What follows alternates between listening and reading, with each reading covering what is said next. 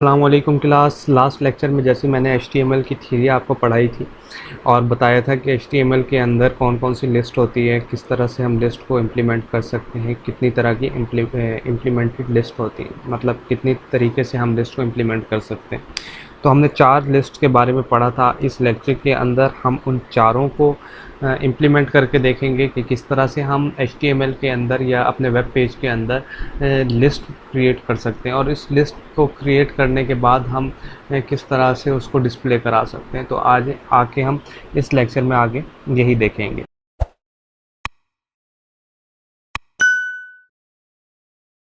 तो क्लास इस लेक्चर के अंदर जैसे मैं पहले डिस्कस कर चुका हूं कि मैंने आपको अनऑर्डर लिस्ट के बारे में बताना है और जो चीज़ भी हमने अपने वेब पेज के अंदर शो करवानी हो तो उसको हम कहाँ लिखेंगे, हम उसको अपनी बॉडी सेक्शन के अंदर लिखेंगे। तो सबसे पहले हम लोग अनऑर्डर लिस्ट के बारे में पढ़ेंगे, अनऑर्डर लिस्ट को इम्प्लीमेंट करके देखेंगे कि किस तरह से इसे इम्प्लीमेंट किया जा सकता है। उसके लिए जैसे मैंने आपको बताया था कि अनऑर्डर लिस्ट के लिए आपको जो टैग रिक्वायर्ड होगा वो यूएल का होगा।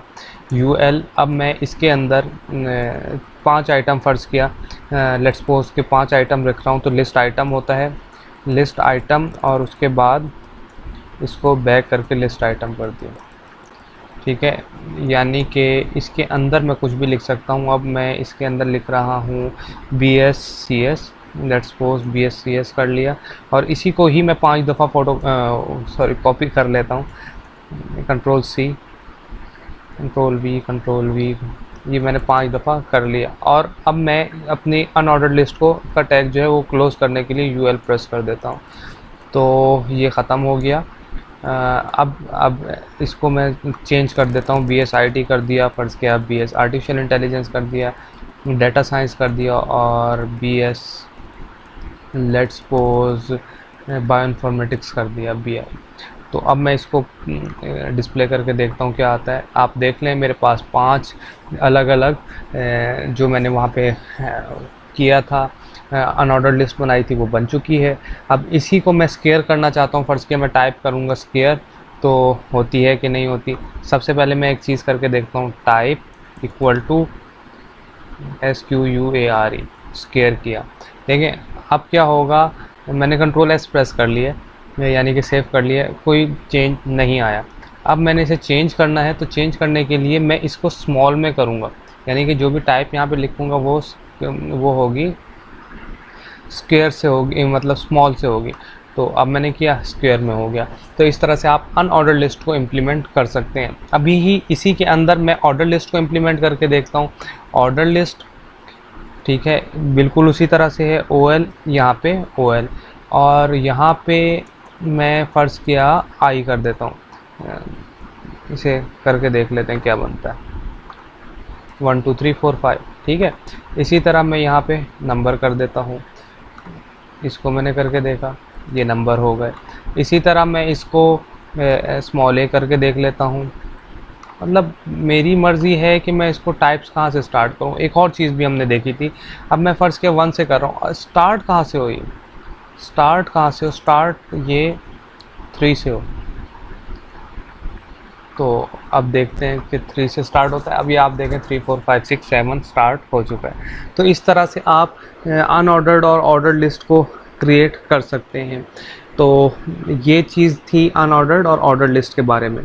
अब आपके सामने है कि हम लोगों ने किस तरह से इसके चेंज किया है और किस तरह से हमने अनऑर्डर्ड और ऑर्डर्ड लिस्ट को बनाया है। अब हम जो 2 चीज़ें देख रहे हैं आगे देखेंगे, उसमें एक है डेफिनेशन लिस्ट और है नेस्टेड लिस्ट जो है वो भी हम इसी के साथ अभी ही करके देख लेते हैं। लेकिन उससे पहले मैं एक और चीज़ दिखा दूं कि हमने किस तरह से मेरे ख़्याल से हमने ये कर लिया, अल्फ़ाबेट को हमने यूज़ कर लिया ये। तो अब हम इसे अनऑर्डर्ड लिस्ट और ऑर्डर लिस्ट को आपस में कंबाइन करके नेस्टेड लिस्ट बनाते हैं। तो अनऑर्डर्ड UL करके और टाइप लेट्स सपोज स्क्वायर कर लिया हमने यहाँ पे,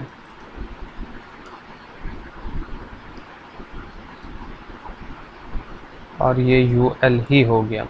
तो इस तरह से एक दफ़ा इसको देख लेते हैं कि क्या बनता है, हमारे पास क्या आता है।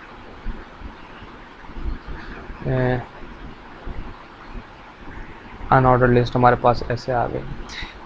अब मैं चाहता हूँ कि ये फर्स्ट सेमेस्टर सेकंड सेमेस्टर है ना, इसके अंदर जाके मैं ऑर्डर लिस्ट बना लूँ।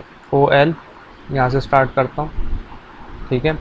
और इसके अंदर जो भी मैं आइटम लिखूँगा वो मेरे पास आएंगे, और वो कैसे आते हैं वो आप देख लें।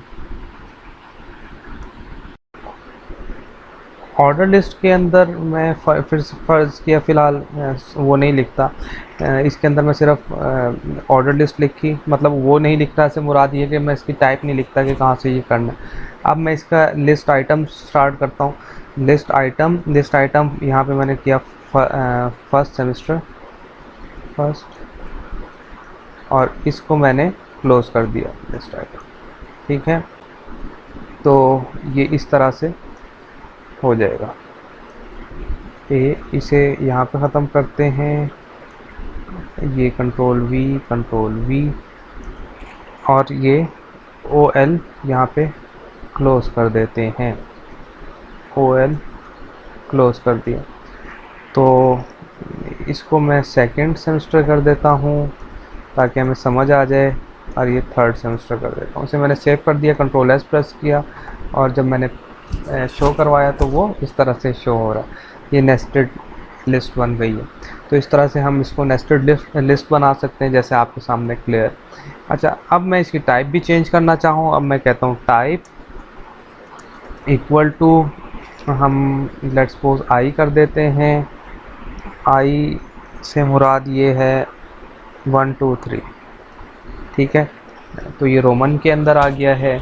इसी तरह आप इसके अंदर और ए बी सी करना चाहें तो आप अपनी टाइप्स को ऑटोमेटिकली चेंज कर सकते हैं। ऑटोमेटिकली से मुराद ये है कि यहाँ पे टाइप में चेंज करके स्टार्ट में लेट्स सपोज कह देता हूँ कि ये बी से स्टार्ट होना चाहिए, तो यहाँ मैं बी लिख देता हूँ।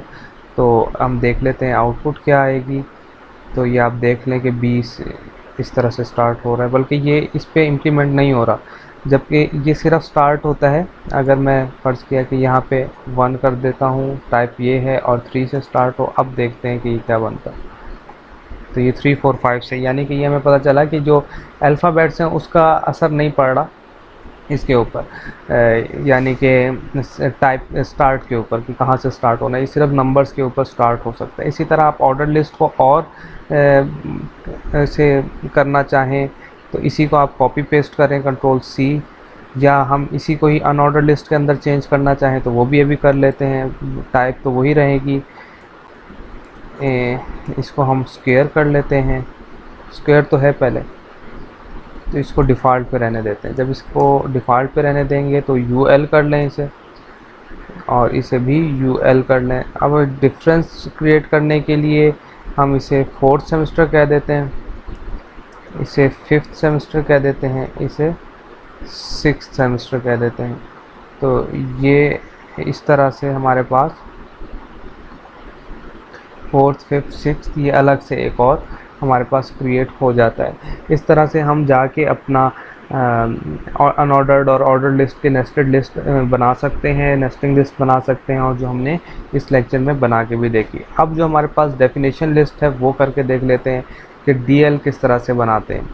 तो वो भी सिंपल सा टास्क है, उसके अंदर भी कोई रॉकेट साइंस नहीं है, वो भी हम फ़ौरन देख लेते हैं अभी। तो उसके अंदर मैं करता हूँ, फ़र्ज़ किया डी एल